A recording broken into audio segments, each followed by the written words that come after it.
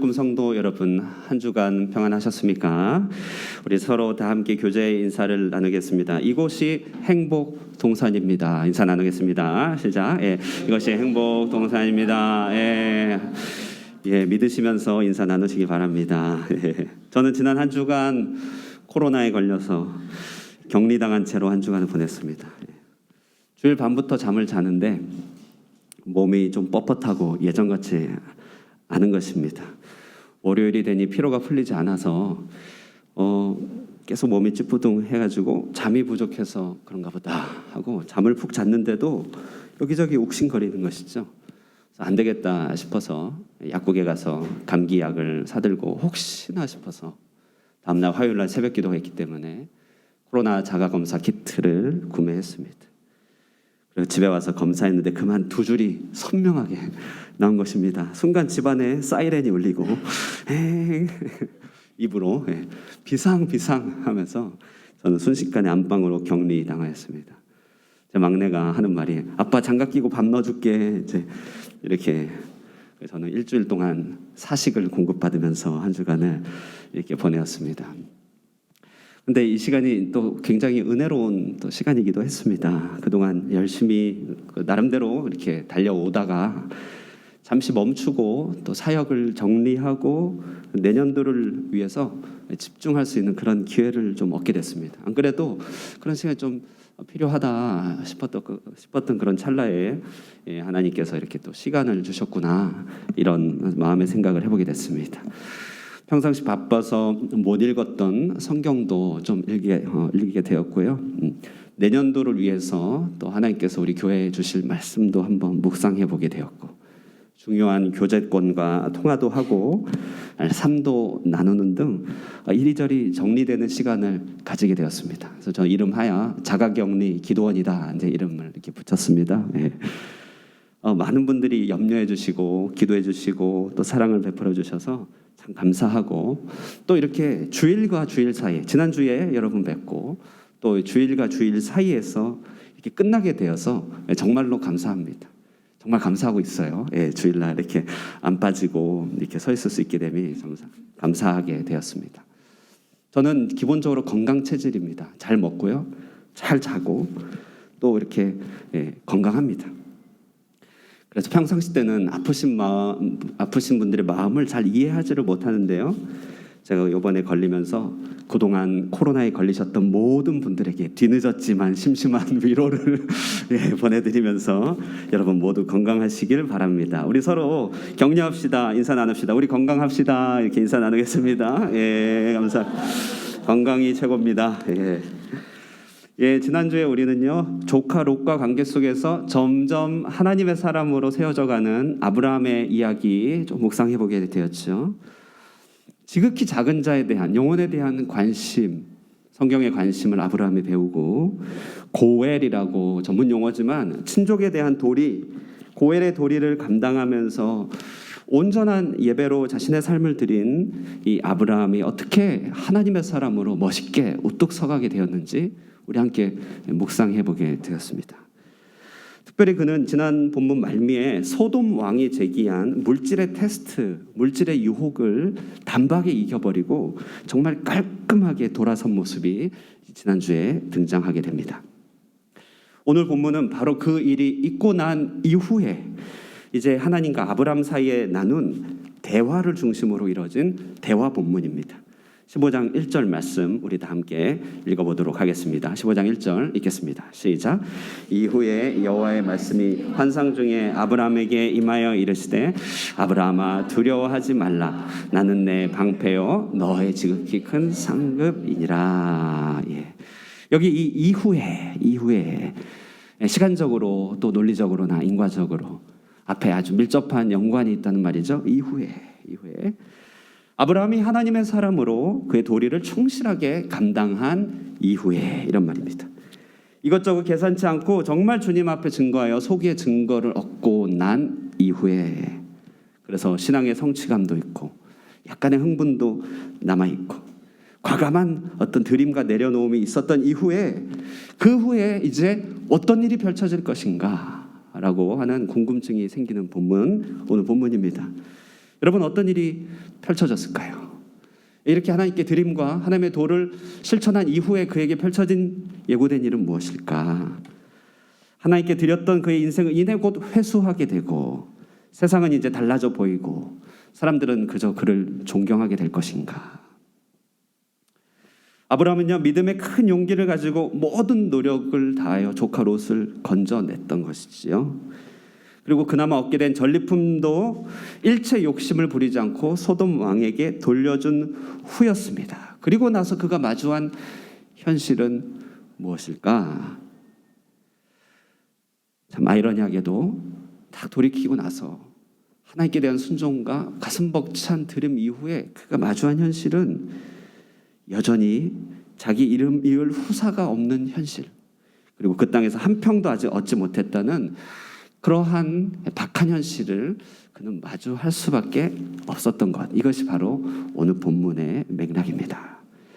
여러분, 차라리 큰 승리가 없었다면, 차라리 어떤 경험, 계기가 없었다면 그냥 그의 인생을 그럭저럭 살아갔을 것이었습니다.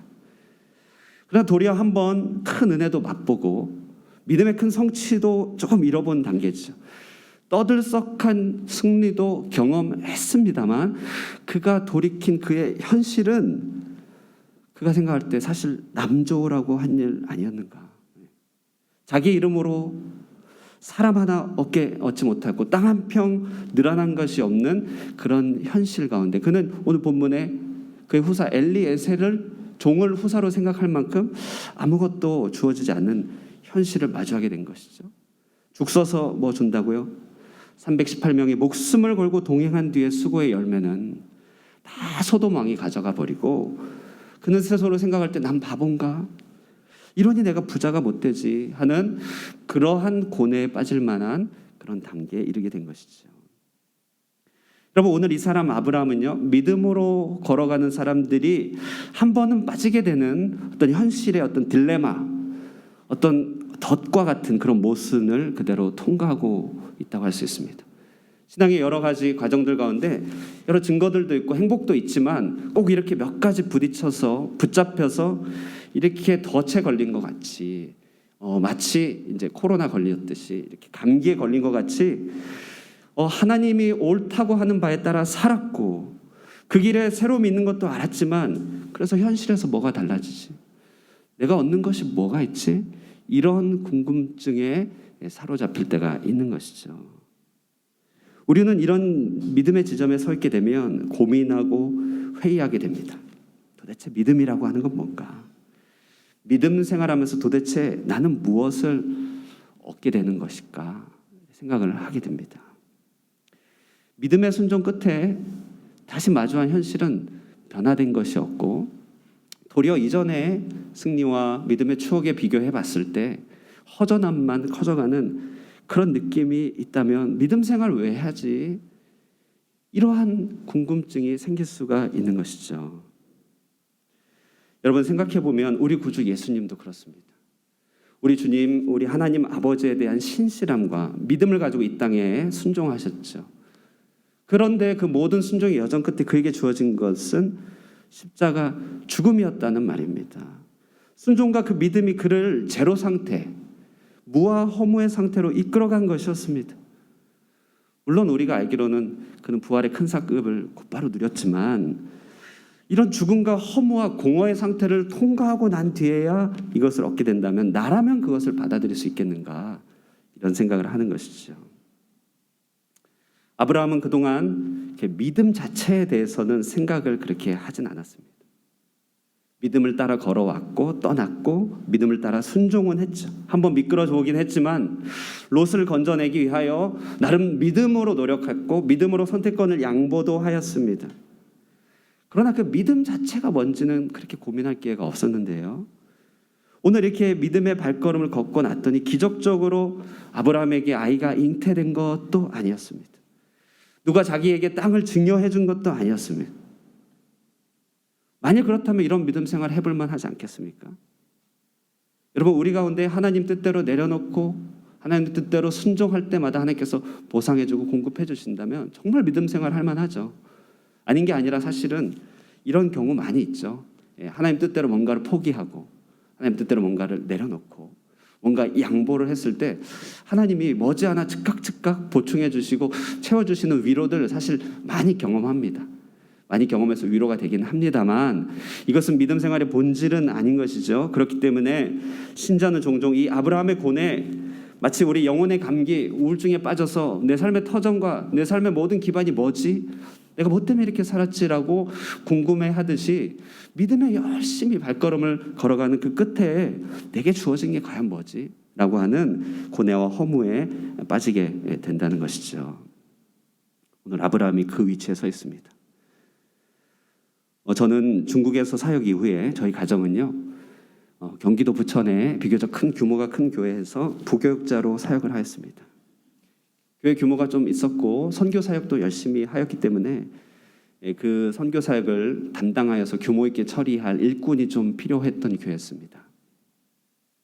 근데 그 일을 처리하였던 이 담당자가 이제 다른 곳으로 전출을 가게 되어서 자리가 갑자기 비게 된 것이었어요. 이 사역은 선교를 조금 이해하는 사람이 해야 되기 때문에 이제 막 도착한 저희 가정이 조금 적임자로 얘기가 됐고 제 아내가 그 일을 맡아서 선교회 간사 역할을 하게 됐습니다. 이 일은 정기적인 일이었기 때문에 많지는 않지만 유급의 봉사였어요. 유급의 봉사. 그런데 여러분 이제 이 사례를 이제 받게 됐는데 저희 마음에 아니 우리가 지금 갑자기 하나님께 섬길 기회를 얻게 된 것도 감사한 일이고 뭐 자세하게 말씀드리기에는 또 길지만 어쨌든 갑자기 중국에 와서 사역지를 얻게 된 것도 감사한 일이며 선교지 경험을 잘 아는 우리가 이것을 무슨 또 사례까지 받아가면서 봉사를 해야겠느냐. 그냥 우리가 받은 거 그냥 그대로 선교를 위해서 드리자. 아내와 그렇게 의논을 했습니다. 통장에 스치우고 이렇게 가는 거죠. 오늘 밤에도 별이 바람에 스치운다. 뭐 이렇듯이 통장에 금액이 스치우고 넘어가는 거 여러분 잘 아시죠? 통장에 스치우는 족적 주인께 드리고 우리 선택하고 그렇게 드렸더니 여러분 이 마음이요 얼마나 아깝던지요. 그래. 정말 조금 모으면 그래도 좀 되거든요. 여행이라도 한번 갈 수 있는 건데요. 정말 그러면서 인간적으로 기대하게 되죠. 하나님, 나 잘했죠? 하나님 그러니까 뭐 주시겠습니까? 저도 모르게 하나님께 이런 인간적인 기대하는 마음이 있더라고요. 하나님 나 그래도 순종했고 이 길이 맞는 것 같습니다. 이건 내가 받을 건 없어요. 내가 받을 수는 없고 하나님께 그대로 드립니다만 그래서 하나님 뭐 좀 주시겠어요? 저는 감히 아브라함에게 비할 바는 아니지만 아브라함이 느꼈을 일종의 허전함. 그리고 내가 과연 잘한 것일까? 나는 왜 이렇게 못 챙기지? 난 이렇게 뭔가 쌓지 못하지? 이런 여러 가지 미래에 대한 두려움들이 무엇인지 조금 알 것 같더라고요. 저는 사역자로 준비되면서 이런 순간들이 너무나 많았던 것이죠. 믿음의 희생, 믿음의 헌신, 내려놓음 그런 것들 하고 난 뒤에 하나님 그러므로 내게 주어지는 것은 무엇입니까? 난 뭘 얻게 됩니까? 여러분 혹시 믿음의 이 단계에 계신 분들이 계십니까? 정말 믿고 의지하여서 순종하기 시작했는데 세상의 이기적인 발빠른 사람들의 삶의 모습과는 너무 다른 것이죠. 그래서 내가 지금 뭐 하고 있지? 아브라함의 고뇌에 빠지고 계신 장면입니다. 이런 순간에 하나님은 우리에게 무엇을 주십니까? 우리는 신앙 안에서 뭘 얻게 됩니까? 아브라함은 오늘 과연 무엇을 확인받게 되었죠? 첫째로 보시면요. 이런 상황 가운데 여러분 기억할 것은 하나님, 보배로운 하나님, 이 하나님께서 친히 우리의 상급과 방패가 되어주신다. 우리는 하나님을 얻게 되더라. 오늘 아브라함이 그것을 증거하고 있습니다. 15장 1절 말씀 한번 다 함께 읽어보도록 하겠습니다. 15장 1절 시작. 이후에 여호와의 말씀이 환상 중에 아브라함에게 임하여 이르시되 아브라함아 두려워하지 말라. 나는 내 방패요 너의 지극히 큰 상급이니라. 아멘. 하나님께서 그 밤에 아브라함을 찾아오셨어요. 그리고 아브라함이 가지고 있는 두려움과 아브라함이 가지고 있는 허전함을 잘 아셨죠. 그래서 두려워하지 말라. 내가 너 방패고 너의 상급이다. 나다. 이렇게 얘기하고 있습니다. 오늘 본문은요. 특별히 스토리가 있는 본문이 아니에요. 기승전결이 있어서 어떤 드라마틱한 이야기가 없기 때문에 재미있는 본문은 아닙니다. 설교하기도 사실은 쉽지 않은데요. 그런데 이제 이럴 때 본문을 볼 때 특징적인 어구들을 반복해서 드러나게 되는 것을 보게 되면 이제 해석이 되죠. 오늘 본문은 특별히 이 이르시되라는 말이 7차례나 등장해요, 여러분. 이 15장 전체에. 이르시되, 내가 너에게 할 말이 있다, 이 말이죠. 그리고 나는이라고 하는 하나님의 자기 선언이 2번 등장합니다. 1절에, 오늘 본문 지금 1절에 아브라함아, 나는 내 방패요, 내 상급이다, 이렇게 얘기하죠. 7절에도 말합니다.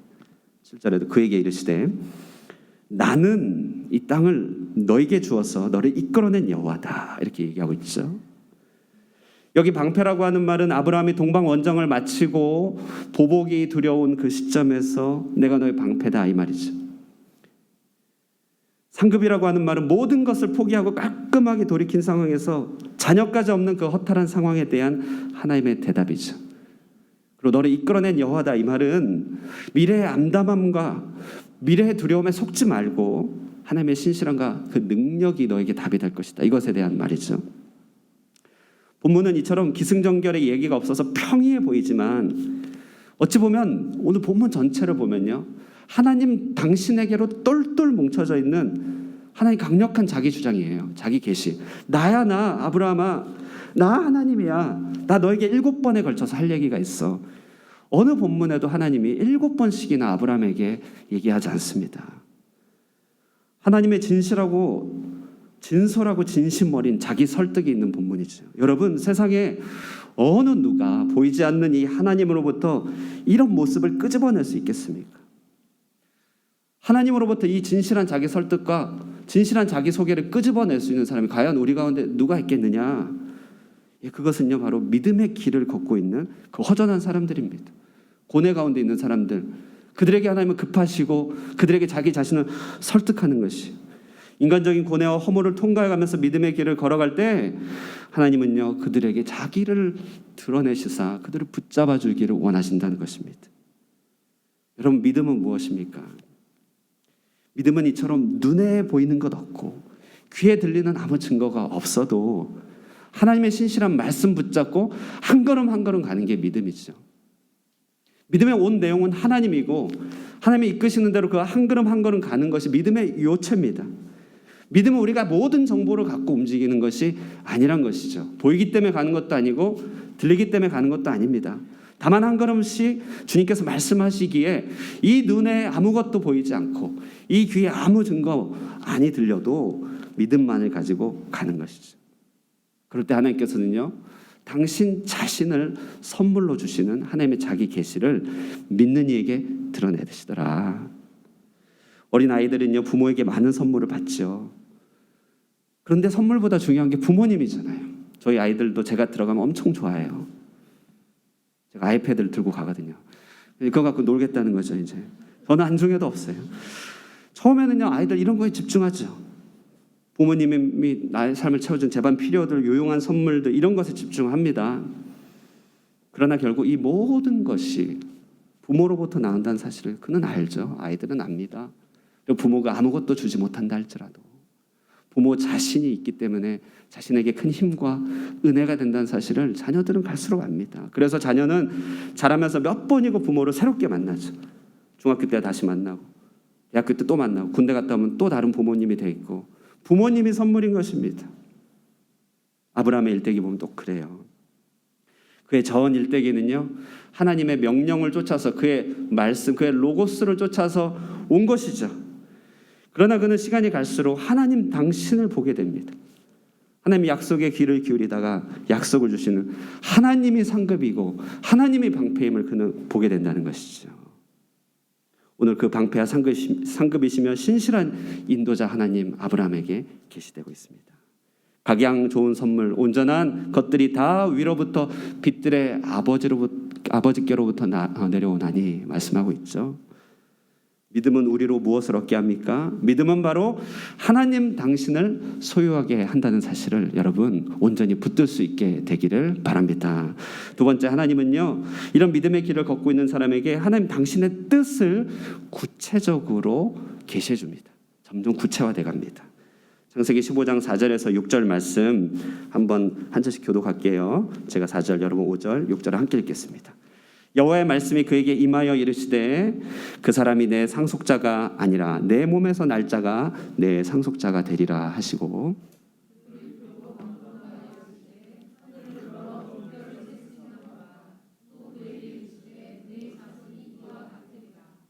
함께 읽겠습니다. 아브라함이 여호와를 믿으니 여호와께서 이를 그의 여기시고. 아멘.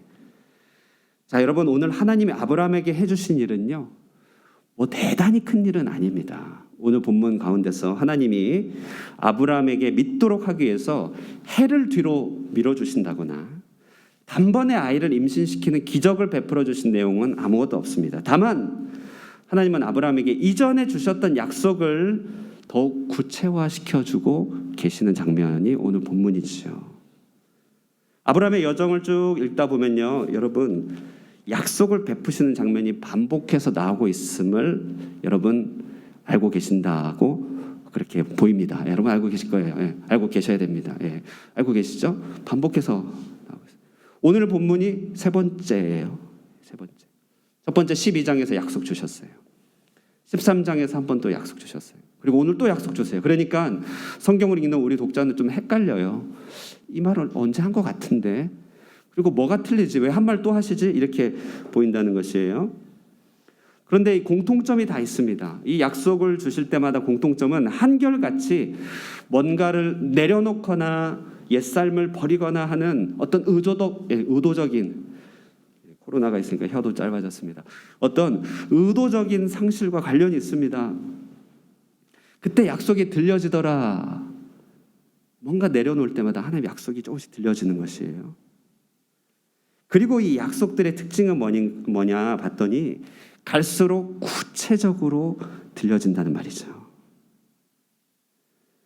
자, 여러분, 이거 조금 설명이 필요한데요. 성경은 의인법으로 기술되어 있기 때문에 우리가 읽는 성경을 볼 때 하나님의 어떤 말씀을 또박또박 말씀하셔서 그걸 기록했다 이렇게 생각할 수 있을 것입니다. 그러나 이것이죠. 사실은 보이지 않는 하나님이 아브라함과 대화를 나눌 때 기록된 말씀은 아브라함이 이해하고 받아들인 것만큼만 기록된 것이죠. 하나님은 오늘은 작고 내일은 크고 이런 분이 아니죠. 하나님은 동일한 분이기 때문에 똑같은 계시로 그를 이끄셨습니다. 그러나 아브라함이 받을 수 있는 것만큼 받고 그것이 기록된 것이에요. 그러고 보니 믿음의 길을 걷는 아브라함에게 주신 이 약속은요, 이제 갈수록 구체화되고 있습니다. 오늘 본문 15장 3절과 4절 보면 아브라함이 이렇게 말해요. 아브라함이 또 이르되 주께서 내 씨를 주지 아니하셨으니 내 집에서 길린 자가 내 상속자가 될 것이니이다. 4절에 여호와의 말씀이 그에게 임하여 이르시되 그 사람이 내 상속자가 아니라 내 몸에서 날 자가 내 상속자가 되리라 하시고. 자, 여러분, 이 말씀 안에는 아브라함이 아직 약속을 주시고 자신을 복되게 하셔서 큰 민족을 이루시고자 하는 이 일이 아직까지는 자신의 씨로 말미암은 일은 아닐 수도 있다라고 하는 막연함을 가지고 있었음을 알 수 있습니다. 아브라함은 자신에게 자손이 땅의 티끌처럼 많게 될 것이라는 약속을 13장에 물론 들었습니다만 그것이 너 씨로 말미암았다라고 분명하게 들려진 것은 오늘 본문이에요. 그러므로 이런 하나님의 말씀이요, 시간이 갈수록 아브라함에게는 점점 더 구체적이고 확실하게 들린 것이죠. 자, 여러분, 그렇습니다. 믿음의 길 위에서 우리가 순종하고 나아갈 때 우리도 이와 같이 똑같이 구체적으로 알게 된다는 것이죠. 내게 왜 이런 고난을 통과하게 하시는가? 나를 왜 호치민까지 와서 이런 일들을 겪게 하시는가? 이런 일들에 대하여 처음에는 믿음 안에서 뿌옇게 막연하게 우리 가운데 방향적으로만 보여집니다만, 그러나 우리 삶이 점점 내려놓음과 순종의 길을 통하여서 우리의 자아를 십자가에 못 박고 그 발걸음을 가게 될 때 우리는 시간이 갈수록 점점 보이게 되고 점점 들리게 되는 것이 있더라라는 것이죠. 간혹 달리기를 하다 보면요, 1km만 뛰어봐도 알게 되는 사실이 있습니다. 그것은요, 마라톤을 완주하시는 분들은요, 사람이 아니고 신이구나, 이런 것들을 깨닫게 되죠. 어떻게 그럴 수가 있지? 어떻게 45.19km를 뛰지? 한 2, 3km만 뛰다 보면 저 사람들은 사람이 아니다 하면서 이제 그들과 저는 다른 종류의 사람으로 이렇게 받아들이게 되는데요. 제가 드리는 말씀이 뭐냐면 여러분도 교회를 출석할 때, 교회를 다닐 때 보면요, 딱 들어와서 보면 웬걸요, 매일 새벽 예배를 드리고 소득의 11조를 구별해 드리고, 그것도 모자라 마치 교회에 와서 사는 듯이 하는 신앙인들을 보게 되면 여러분 어떻습니까? 저들은 나와 좀 다른 그런 종자 같아 이렇게 느껴지죠. 뭔가 다른 차원이 있는 인생, 그런 인생이다 이렇게 느껴진다는 것이죠. 그런데 여러분, 이분들 왜 이러세요 도대체? 이분들 왜 어쩌다 이렇게 인생이 이렇게 되셨을까요? 그것은요, 이분들이 한 걸음 한 걸음씩 나아갈 때마다, 그때마다 저 멀리 보는 저 시온 성이 희미하게 보이던 하나님의 뜻과 계획들이 보이고 또 보이니 믿음의 길을 성큼 따라가게 되는 것이죠. 코로나로 있으면서요, 집에서 인터넷으로 다른 교회를 좀 탐방했습니다. 오래전부터 지켜본 교회인데요, 이 교회 갈수록 은혜롭고 참 갈수록 영향력도 커지고 참 감사한 교회예요. 이분들이요, 기도와 섬김에 쓰는 시간이나 에너지는 상상을 초월하는 것입니다. 그것을 제가 단지 물리적으로만 쫓아간다고 생각하니까요, 정말 다 거덜나고 건강도 다 상하겠더라고요. 근데 거기 계신 분들은요, 어쩜 그렇게 한결같이 행복해 하는지요. 5km 겨우 뛰어서 헥헥거리는데 막 10km로 웃으면서 뛰는 그런 표정과 같이 너무 행복하고요, 자신들의 삶을 자랑스러워하고요, 자신의 삶을 적극적으로 권하고 소개하고 있습니다. 그분들은 아는 것이죠. 한 걸음 한 걸음 순종하며 갈 때마다 열려주는 그 약속의 풍성함을 그분들은 경험했고 따라가게 된 것입니다. 그 한 걸음 갈 때마다 구체적으로 열려지고 나를 향한 하나님의 뜻이 무엇인지를 파악하고, 그리고 한 걸음씩 더 나아가는 그 발걸음 끝에 그들은 이미 풍성한 삶의 행복을 느끼고 있었던 것입니다. 여러분, 그러므로요, 주님이 손 내미셔서 가자가 하실 때 손잡고 따라가는 것이 상책이라는 말입니다.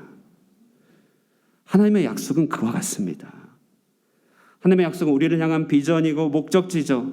지금은 잘 안 보여서 그렇겠지만 계속 이끌고 가고 계십니다. 그 뜻이 점점 구체적으로 드러나고 알려지고, 심지어 대대손손 바톤을 이어가면서 성취해가는 그런 약속의 큰 풍성한 우물이 하나님의 계획인 것이죠. 여러분, 앞으로 창세기를 한번 보십시오. 오늘의 이 약속이 어떻게 더 구체화되는지, 이제 점점 드러나게 될 것입니다. 그러므로 하나님이 손 내미시고 우리로 같이 가자 하실 때 우리가 같이 가는 것이 가장 좋은 길인 줄을 여러분 믿으실 수 있기를 바랍니다. 끝으로 이 믿음의 발걸음을 얻는 자들은 무엇을 얻게 되는가? 하나님은 그들에게 무엇을 주는가? 그것은 바로 예배의 깊은 은혜를 더하여 주신다. 예배의 깊은 은혜를 알게 하신다. 오늘 15장 9절에서 11절 말씀을 함께 같이 볼까요? 교독할게요. 여호와께서 그에게 이르시되 나를 위하여 3년 된 암소와 3년 된 암염소와 3년 된 수량과 산비둘기와 집비둘기 새끼를 가져올지니라.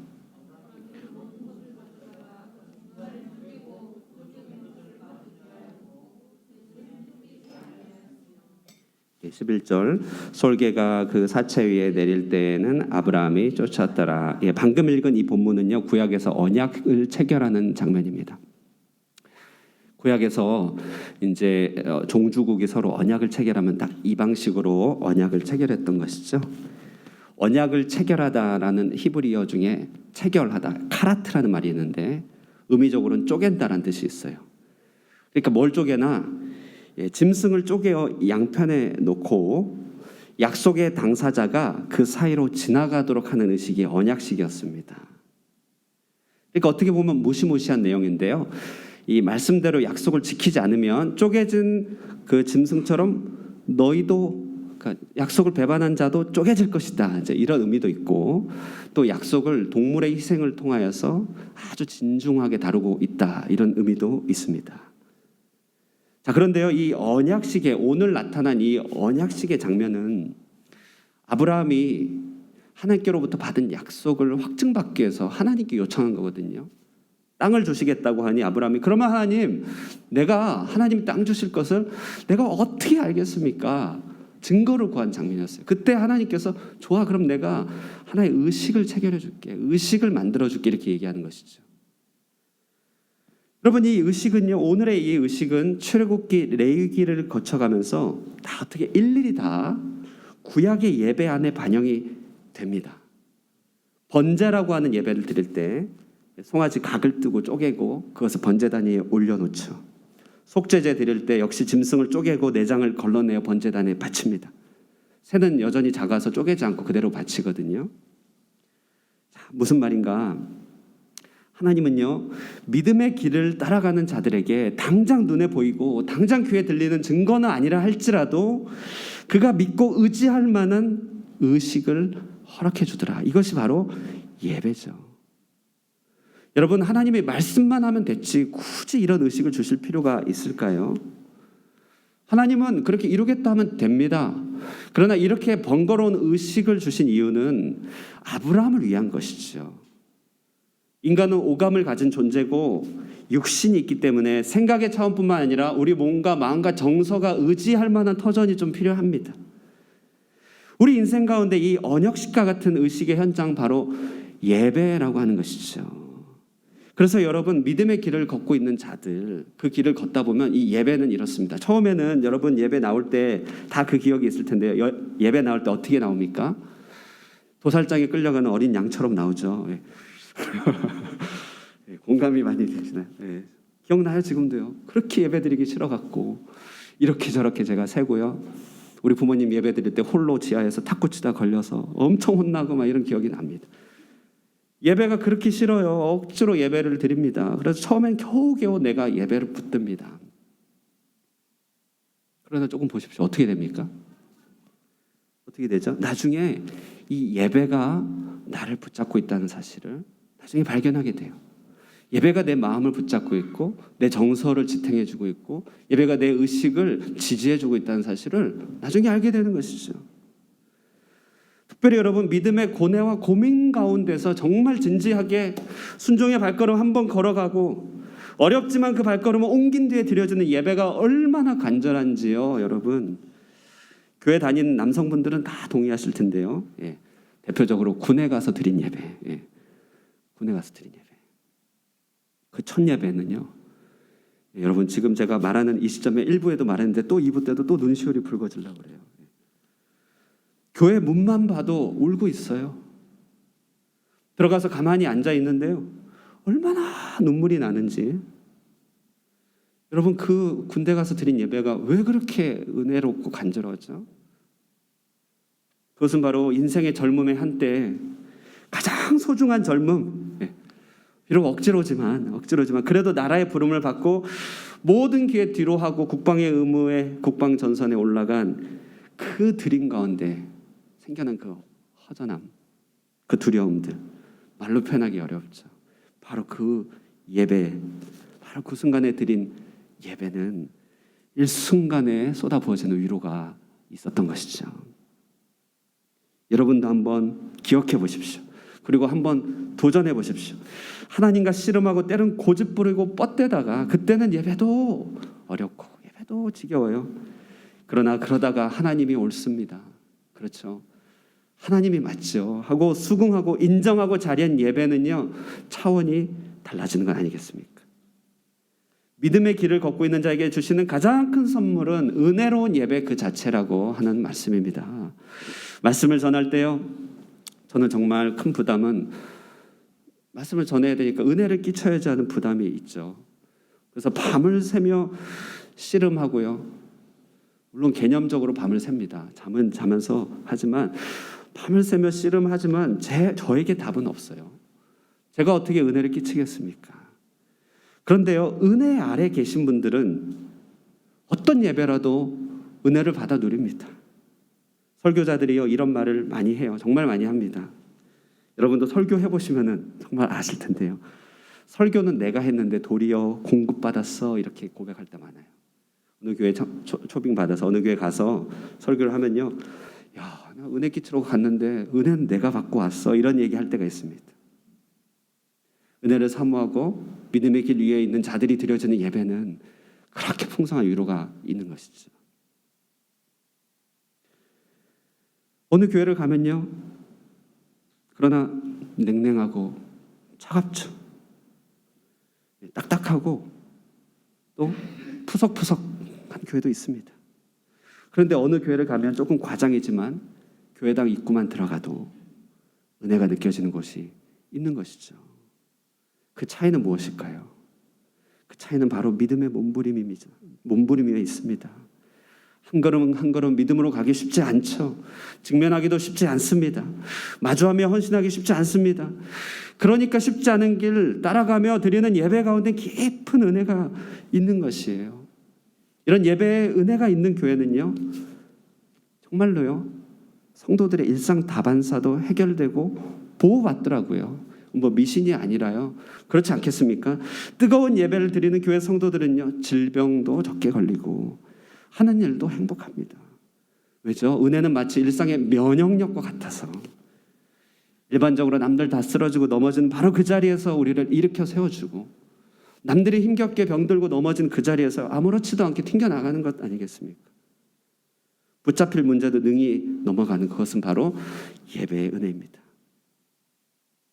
오늘 본문 다 길게 다루지 못하지만요, 아브라함 앞에 쪼개진 짐승 이 사이에서 하나님은 아브라함과 그 후손의 장래 계획을 말씀해 주세요. 430년 뒤에 있을 일들을 깊은 차원에서 말씀해 주시는 것이죠. 소위 하나님의 깊은 계시를 받게 되는데요, 하나님이 하신 일들에 대한 남다른 이해들, 경건의 비밀들, 앞으로 하실 일들에 대한 어떤 기대감들, 이것은 다 아브라함에게 주신 예배 가운데 주신 은혜의 상급이었다는 것이죠. 은혜가 넘치는 예배에서 우리는 세상의 지혜를 초월하는 하나님의 인도하심을 받게 될 수 있는 것입니다. 말씀의 결론을 맺겠습니다. 여러분, 아브라함의 순종이여 단박에 어떤 기적을 불러온 것은 아닙니다. 그는 앞으로 또 수십 년간의, 십수년간의 시간이 흘러야 겨우 아들을 얻게 되죠. 땅을 얻는 것도 한참 후에 있는 일입니다. 그러나 아브라함이 그 순종의 값으로 아무것도 못 받은 것이 아니라고 하는 것입니다. 오늘 본문을 통해 아브라함은 하나님을 친히 받게 되었죠. 그는 하나님의 구체적 뜻을 더욱더 발견하게 되었습니다. 그리고 그는 전무후무한 예배의 은혜를 처음 받은 당사자가 된다는 것이죠. 이 모든 은혜는 여러분 다른 데서 얻을 수가 없습니다. 돈으로 이것을 살 수 있겠습니까? 사람의 지략과 사람의 계획으로 할 수 있겠습니까? 다른 방법이 없습니다. 오직 주님께서 초청해 주시고 손 내미시는 대로 따라간 믿음의 여정 덕분에 얻게 된 선물입니다. 그의 눈에는 아무것도 안 보이고 그의 귀에는 아무 소리도 들리지 않아도 하나님의 인도하심을 믿고 간 그 거리에서, 그 발걸음에서 하나님께서 이 같은 은혜로 그의 삶을 채워주십니다. 예수님의 주변의 사람들, 무리가 있고 제자가 있었죠. 무리는 이익을 카운팅하지만 제자는 순종을 계수한다, 이런 말이 있습니다. 믿음의 길에는 분명 아브라함과 같은 고뇌가, 허무가 뒤따르겠지만 그 길 뒤에 곧바로 자신을 주시고 그 뜻을 알게 하시고 예배의 풍성한 은혜를 더하시는 하나님의 상급이 있는 줄을 오늘도 믿으면서요, 우리 믿음의 길을 함께 걸어갈 수 있게 되기를 주님의 이름으로 축원드립니다. 우리 함께 찬송가 545장 찬양하시겠습니다.